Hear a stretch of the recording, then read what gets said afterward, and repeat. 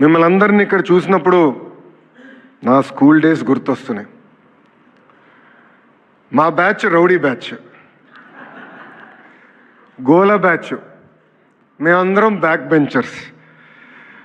కానీ నేను back bench నుంచి స్టాన్ఫర్డ్ ఎట్లా వెళ్ళాలని మీ అందరికీ డౌట్ రావచ్చు.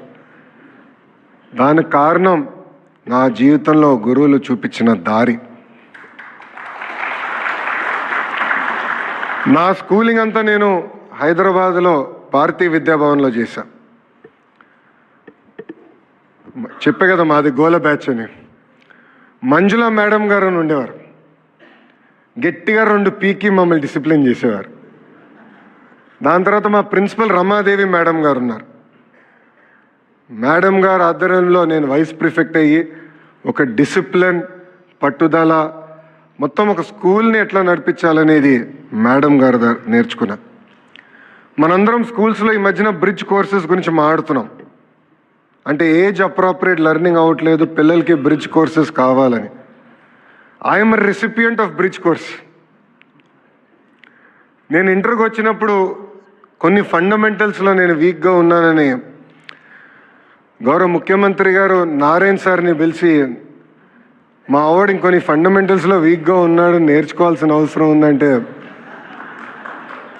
నారాయణ సార్ నాకు ఆ బ్రిడ్జ్ కోర్స్ నేర్పించిన వ్యక్తి. వాస్తవంగా ఆ 2 సంవత్సరాలు నా జీవితాన్ని మార్చేసింది. దాని తర్వాత నేను SIT రాశాను, కార్నిగి మెలన్ యూనివర్సిటీకి వెళ్ళా. అక్కడ రాజిరెడ్డి గారు ఆధ్వర్యంలో నేను చదువుకున్న వ్యక్తి.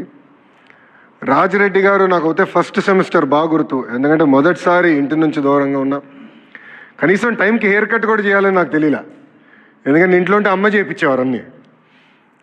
అలాంటిది రాజిరెడ్డి గారు క్రెడిట్ సిస్టమ్ అంటే ఏంటి, సెల్ఫ్ డిఫైన్డ్ మేజర్ అంటే ఏంటి మొత్తం నేర్పించి ఈరోజు నేను మీ ముందల ఒక విద్యాశాఖ మంత్రిగా నిలబడుతున్నానంటే దానికి కారణం ఈ నలుగురు అని ఈ సభాముఖం తెలియజేస్తున్నా.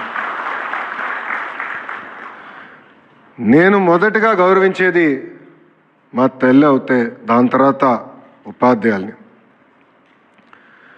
నేను విద్యాశాఖ మంత్రి అయిన తర్వాత ఫీల్డ్లో ఉపాధ్యాయులు చేస్తున్న మంచి పనులు గుర్తించి వాళ్ళని నేను పిలుచుకుని వారానికి ఒకరితో కూర్చుని ఎలా ప్రభుత్వ విద్యా వ్యవస్థని మెరుగుపరచాలని వాళ్ళతో నేను చర్చిస్తాం కూడా జరుగుతుంది. నేను ఒక పిలిపిస్తే, అంటే అటెండెన్స్ పెరగాలి ప్రభుత్వ పాఠశాలను పిలిపిస్తే అద్భుతంగా ఉపాధ్యాయులు స్పందించారు. కొన్ని గ్రామాల్లో అయితే ఉపాధ్యాయులు మైక్ వాళ్ళ స్కూటర్కి కట్టి ఊరేగింపు చేసిన వారు కూడా ఉన్నారు. ఇంతేకాదు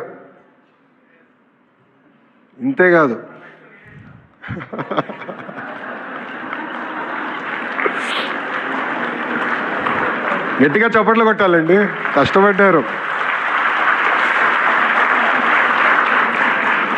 ఒక మహిళా టీచర్ ఒక విలేకరితో మాట్లాడుతూ ఆ విలేకరి అడిగారు, పిల్లల్ని ఎందుకు ప్రభుత్వ పాఠశాలలో చేర్చాలంటే 0 ఇన్వెస్ట్మెంట్ హై రిటర్న్స్ అని చెప్పారు.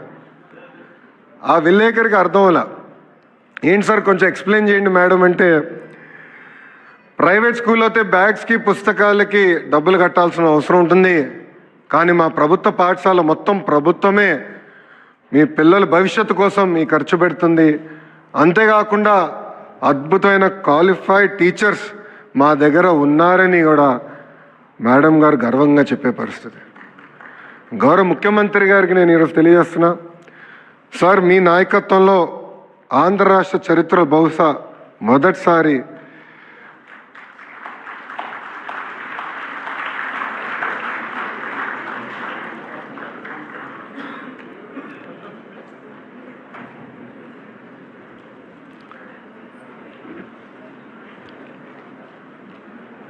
ఆంధ్ర రాష్ట్ర చరిత్రలో బహుశా మొదటిసారి సార్ కొన్ని పాఠశాలల్లో నో అడ్మిషన్ బోర్డ్స్ అని కూడా పెట్టారు సార్.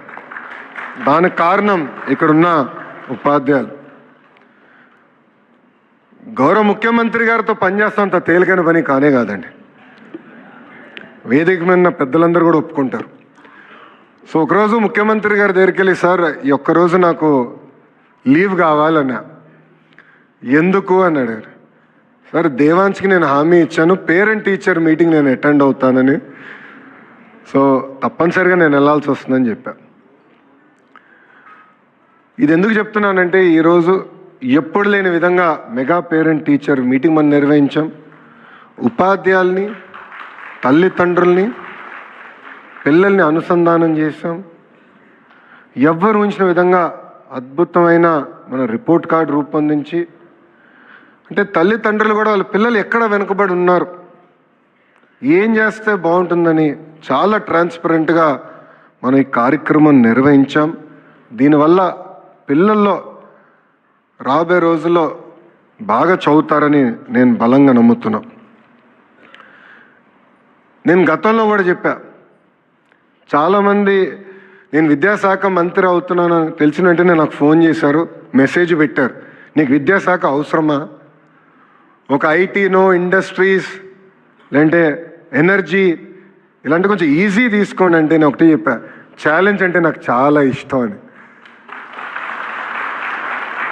గడిచిన సంవత్సరంలో విద్యాశాఖలో అనేక సంస్కరణలు తీసుకొచ్చాం, మీ అందరితో చర్చించి తీసుకొచ్చాం. సంఘాలతో అనేక మార్లు కూర్చున్నాం, అన్ని సమస్యలు పరిష్కరించాం అని నేను అనట్లేదు, కానీ ఎప్పుడు లేని విధంగా మీ స్వరం వినిన తర్వాతనే సంస్కరణలు తీసుకొచ్చాం. మొదటి సంవత్సరం సంస్కరణలు పూర్తి అయిపోయినాయి, ఇంకా రాబోయే 4 సంవత్సరాల సంస్కరణలు అనేది ఉండదు. ఏదైతే లీప్ మోడల్ అని మనం అనుకున్నామో అది పకడ్బందీగా మనందరం అమలు చేయాలని ఈ సభాముఖంగా కోరుతున్నాం. ప్రత్యేకంగా గౌరవ ముఖ్యమంత్రి గారికి కొన్ని విషయాలు తెలియజేయాలని అనుకునే ఈ వేదిక. సార్, కరికులంలో అనేక మార్పులు మేము తీసుకొచ్చాం. అంతేకాదు ప్రైమరీ స్కూల్స్లో 1 క్లాస్ 1 టీచర్ అనేది మీరు గతంలో మాకు చెప్తాం జరిగింది సార్. ఈరోజు మేము గర్వంగా చెప్పగలుగుతున్నాం, గతంలో 3% పాఠశాలలే 1 క్లాస్ 1 టీచర్ ఉంటే అది ఇప్పుడు దాదాపు 33%, అంటే సుమారుగా 9,600 మోడల్ ప్రైమరీ స్కూల్స్ ఏర్పాటు చేస్తాం జరిగింది. సెమిస్టర్ వైజ్ టెక్స్ట్ బుక్స్ నియమించాం. సాటర్డే నో బ్యాగ్ డేగా ప్రకటించి యోగా, స్పోర్ట్స్, ఎన్సిసి ఇట్లా పెద్ద ఎత్తున కార్యక్రమాలు కూడా చేపడతాం జరిగింది.